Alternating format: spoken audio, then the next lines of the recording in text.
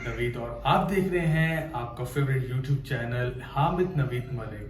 और यहाँ मैं आपसे करता हूँ एक्टर एडवाइजर सीरीज पर बात, जिसमें हम एक्टिंग से मुतालिक आपको चीज़ें सिखाते हैं, एक्सरसाइजेज बताते हैं, कुछ पॉइंट्स होते हैं उनको क्लियर करते हैं। ये सिलसिला पिछले 1 साल से रुक चुका था, कुछ मसरूफियात थी मेरी और कुछ पर्सनल चीज़ें थी जो बहुत ज़्यादा गड़बड़ हो चुकी थी, जिसकी वजह से मुझे हर जगह से किनारा कशी हासिल करनी पड़ी और मैं YouTube पे भी आपको टाइम नहीं दे सका और मैं स्क्रीन से भी आउट रहा।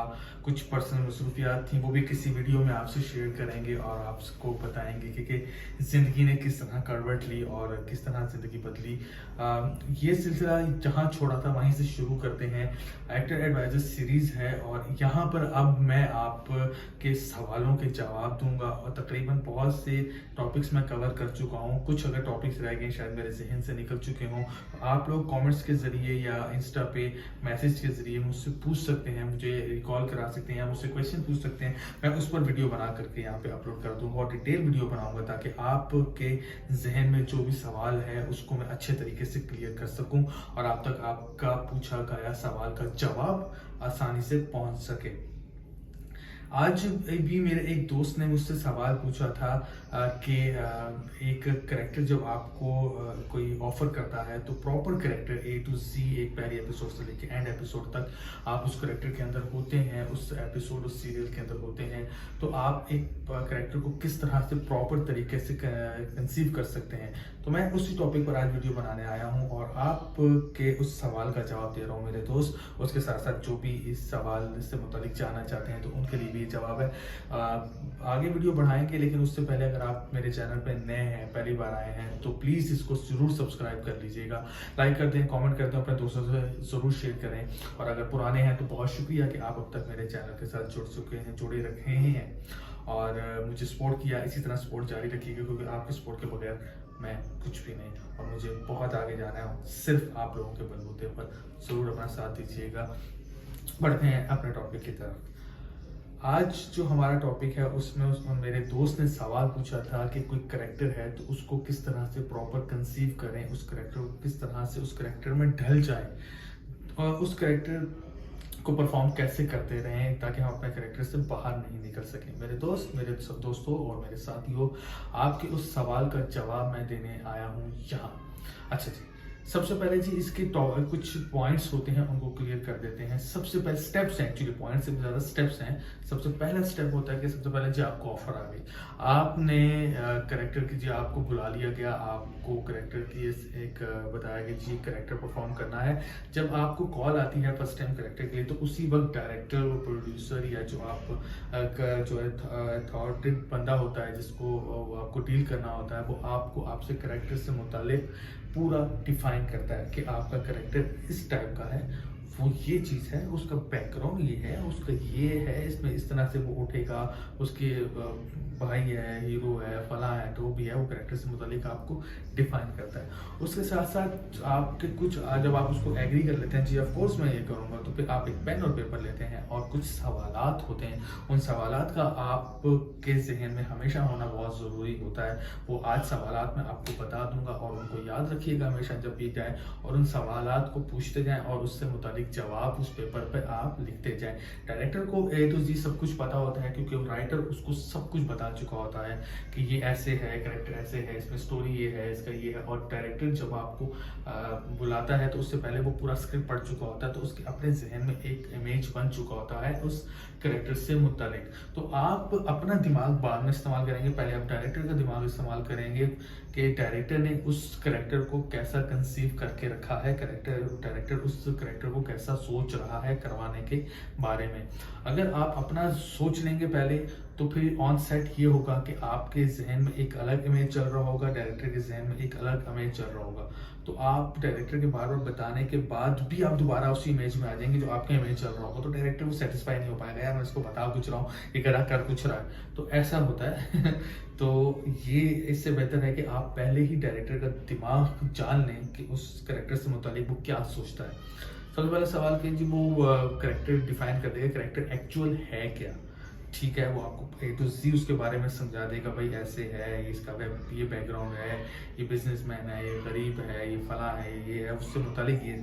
उसके बाद उससे पूछ लें जी ये इसका बिहेवियर कैसा है, ठीक है, अपने फैमिली बिहेवियर कैसा है, पॉजिटिव है, नेगेटिव है, और ये चलता कैसे है, ये हंसता कैसे है, ये उठता कैसे है, ये बैठता कैसे है, ये दोस्तों के दरमियान में होता है तो कैसा होता है, ये फैमिली के साथ होता है तो कैसा होता है, और ये इसकी हंसी बहुत लाउड है या बहुत कम है, इसकी मुस्कुराहट रहती है या नहीं रहती है, धीमा बोलता है, लाउड बोलता है, गुस्से में बोलता है।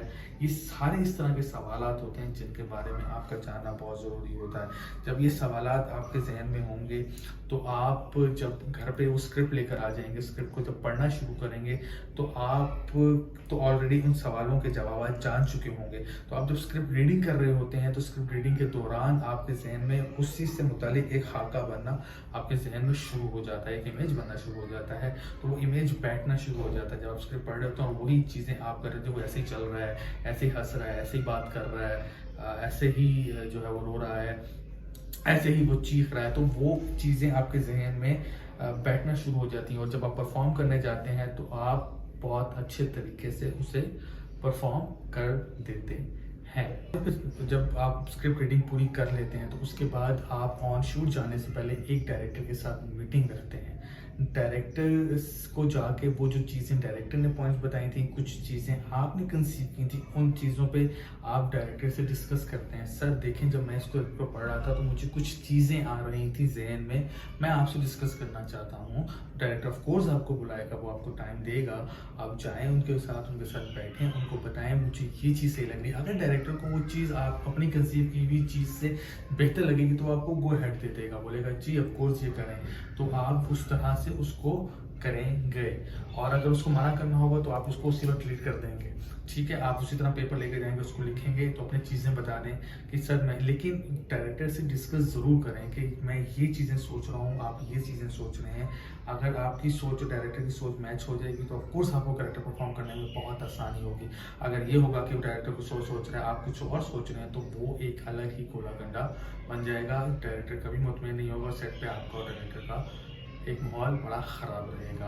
तो बेहतर ये है कि डायरेक्टर से डिस्कस करें, उसको बताएं, अपना कंसीव करें, अपनी सोचें। अपनी चीज़ें सोचने से आपकी क्रिएटिविटी पता चलती है, जी मेरी क्रिएटिविटी ये है और मैं इस तरह से उसको सोच सकता हूँ। हो सकता है आप डायरेक्टर से ज़्यादा अच्छा सोच रहे हैं, लेकिन डायरेक्टर से डिस्कस करना बहुत ज़रूरी है। जब तक डायरेक्टर आपको कहे नहीं कि हाँ जी ये ठीक है, इसको कर लो, तब तक आप उसको नहीं करेंगे, ठीक है। और जब स्क्रिप्ट पढ़ रहे हो तो अपनी चीज़ें इमेज करते जाएं और वो चीज़ें भी पेन लेके पेपर पे लिखते चले जाएं, ताकि जब डायरेक्टर के साथ जाएं तो उससे डिस्कस कर सकें।